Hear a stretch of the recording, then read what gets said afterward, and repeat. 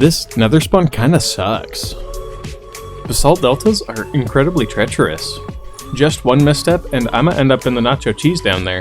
And I'm lactose intolerant. I can't be doing that.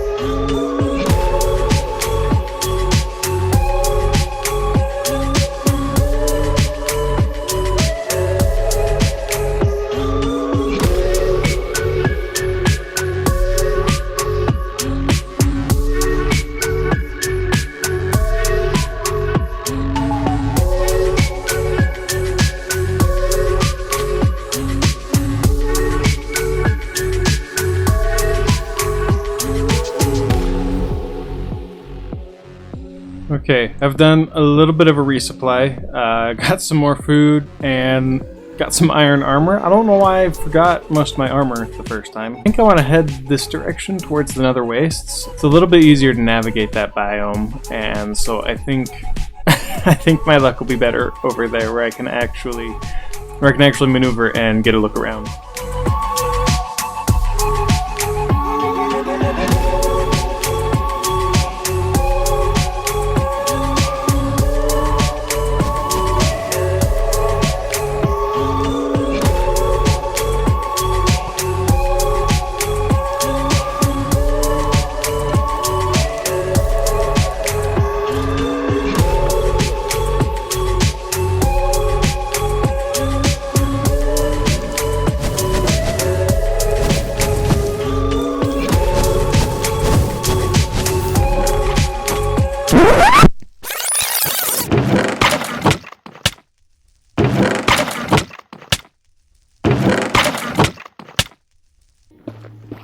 I clearly cannot be trusted in the Nether.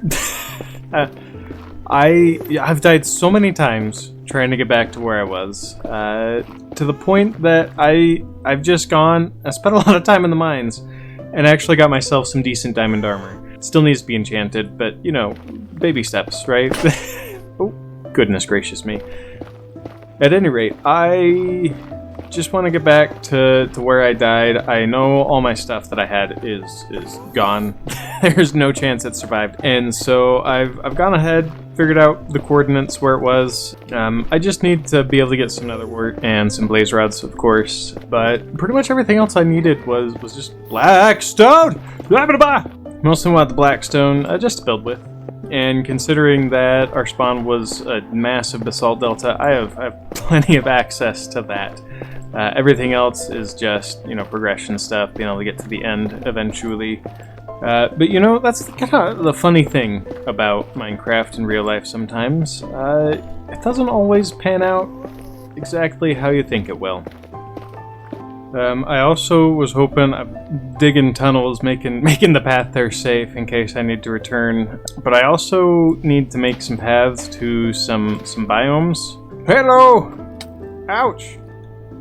I've been having a hard time getting sand. I don't think I mentioned this in the last episode, but this is actually a large biomes world. Being stuck in the dark oak forest kind of makes it hard to get a lot of sand, and I'm going to be building with a lot of concrete, so I need me some sand. I've gotten so lost again. Well, that was quite the epic saga that I'm happy to put behind me. I can finally put a back on this thing.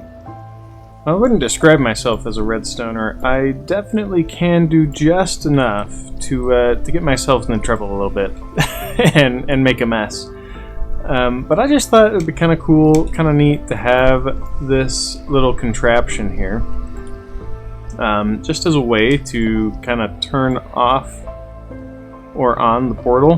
That way it's not running all the time. The noise kind of gets annoying after a while, I think, and especially because this one's going to be right in the middle of my base. I'd like to be able to turn it off once in a while if it starts to bother me a little bit too much. Alright, stick that in there. I'll place these buttons with the better looking black stone buttons, and now I should be able to turn it off and on with a button. Nice. So yeah, top button turns on, bottom button does the water.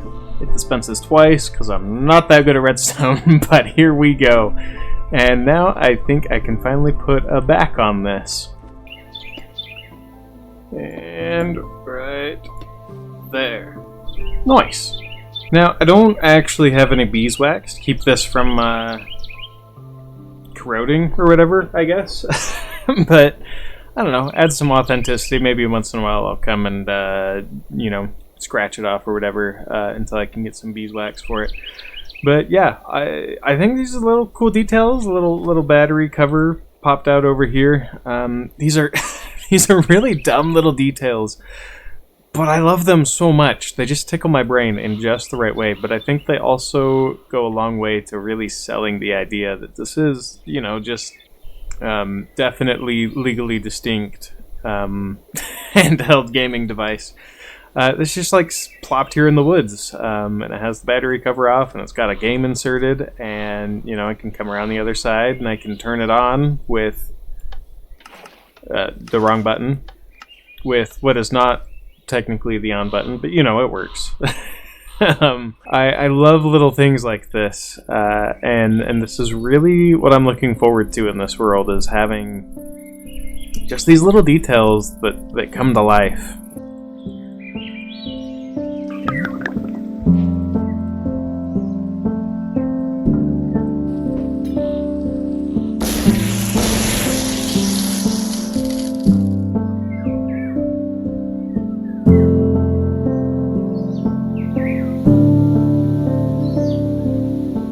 This is just another one of those really dumb builds that just makes me so happy. It's just a number 2 pencil, but it's so beautiful. Anyways, I've actually been spending a bit of time over here building a few more cans in various states of crushedness and different colors. I've been trying really hard to sort of deconstruct what a can is, right? What exactly makes a soda can a soda can? Is it the shape? Is it the colors and the branding? I don't know. This one's crushed over here. Totally smashed flat. But yeah, I'm worried I might be losing the plot a little bit. I don't know. Regardless, however, I think I'm pretty pleased with how this has turned out so far. I want to start getting kind of a village or a town, or maybe even a city started here. I don't know. We'll see what it turns into. But this will be kind of a main street or a high street. I want to put some things on this side too. Fill these up with shops. Have some villagers to trade with or something. I don't know. Speaking of villagers, though, I have behind this first can I did. I've set up a villager breeder with those 2 that I cured, and I've also let me pull out a cart. You can see I've set up little cart system here. They fall down, and I've got a little bit of a trading hall started.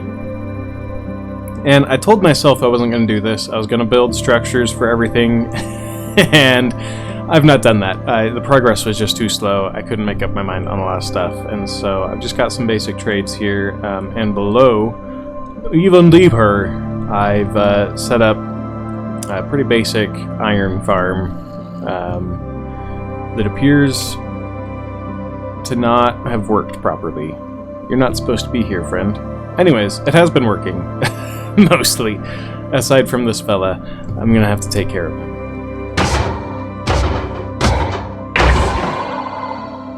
I think that for the time being, I'm probably going to spend a bit more time down in this hole and get a few more villagers going. Probably like all the librarians. That way I can just be good with tools, not have to worry about that anymore, and I can make a lot more progress with getting materials harvested and more builds done, because that's what I'm really looking forward to. But we'll see how far I can get before I start to go mad from breaking all the lecterns, because it's so tedious.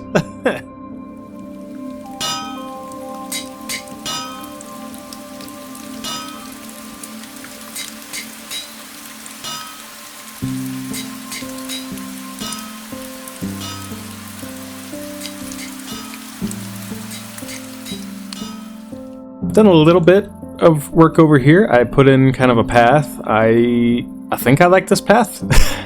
I'm not sure yet. It's prone to change. I put in some mushrooms here, some big brown mushrooms to kind of fill in this space here. And then I've started work on some interiors. I was thinking this one would be like a toolsmith workshop, because part of my idea is that each of these villagers or villager professions will have kind of their own shops and stores that they have, and they won't be stuck in the holes forever. So up here is going to be the trading area for my toolsmiths.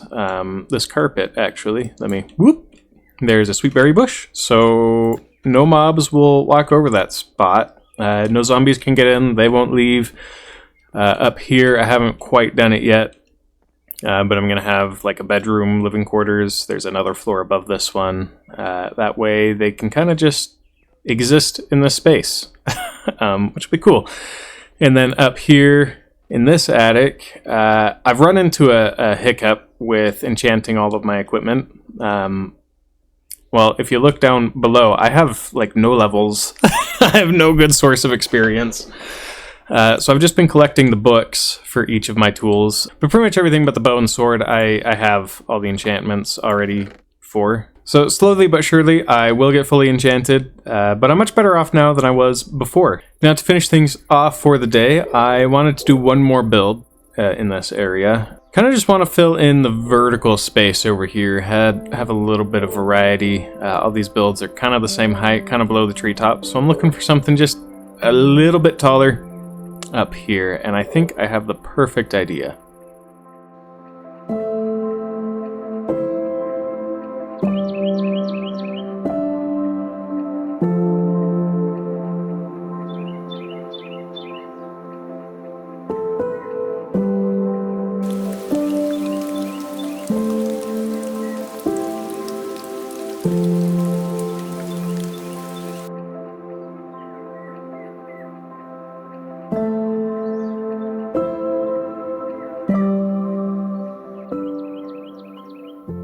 Whew! The view up here is kind of insane. There really do be dark forest as far as the eye can see. Pretty tall up here, but I think it'll add some nice variety to the whole situation. Oh boy. Do we think I can water bucket clutch this? Ah! At any rate, it is really quite spacious in here. Plenty of room for things. I don't know what things yet. I've been thinking about putting my iron farm in here, although there's definitely room for plenty of other things. I don't know. Let me know what you would put in this structure. I think it's looking pretty good. It fills in this space really nice. I do think I'm gonna add a tree just to kind of break this up and separate these cans from the box, particularly with the red and the white here. It blends in a little bit too much for my liking. There, just like that. I like the separation here. It gives it a little bit more depth. Thanks so much for sticking around to this point, and I'm excited to take you all on this journey with me through this enchanted forest and see where it goes. I hope you stick around, and I'll see you next time.